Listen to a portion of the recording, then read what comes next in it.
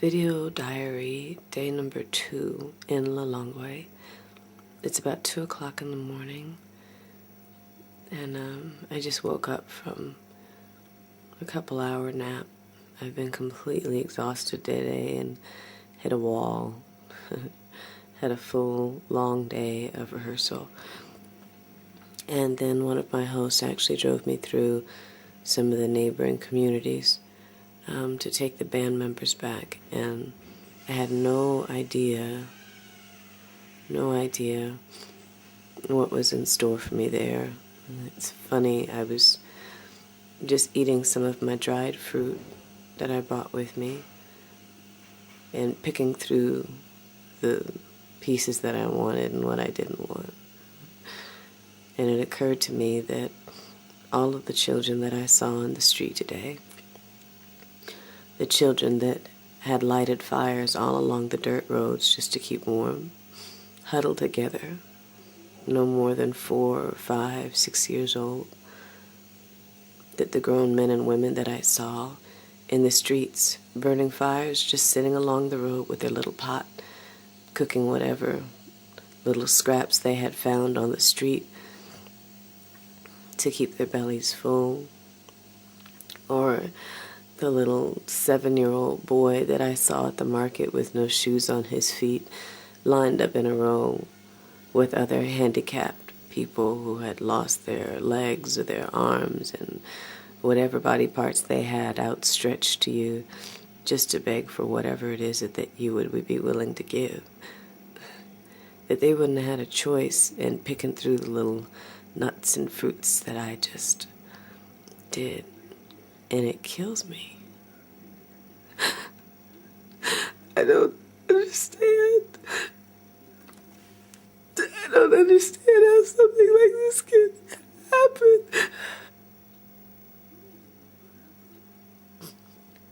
I wanted to take all those little kids home. And they were just so happy to know that I was American. And that I wanted to just spend a minute with them.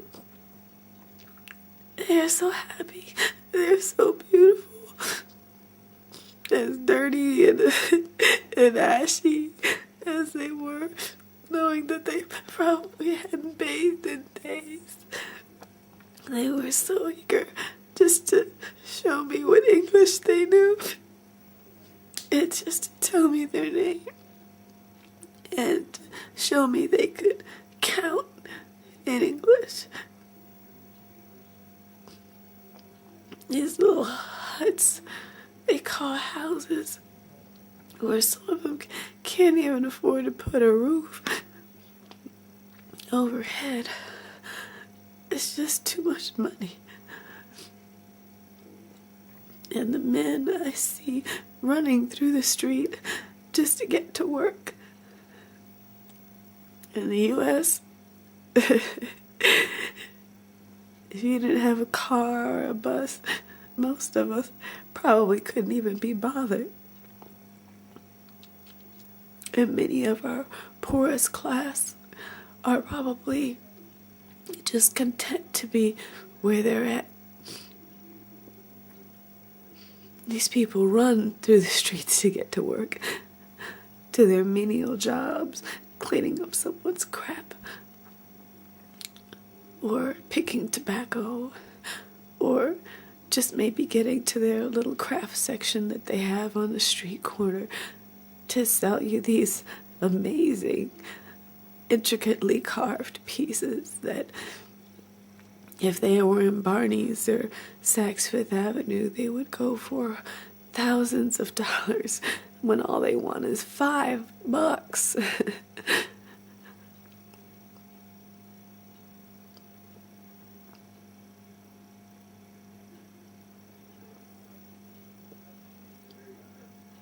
I don't know.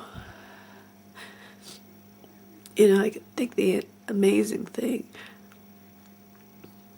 is that I'm not interacting with people who are not capable, don't have the intellect or the understanding of what it is to work hard and to want something greater. These musicians I've been working with, they're on the same level as most of the musicians that I've worked with back home, that have worked with the Janet Jacksons and the Madonnas and the Beyoncés and all of these artists. They're no different. Amazing, amazing musicians.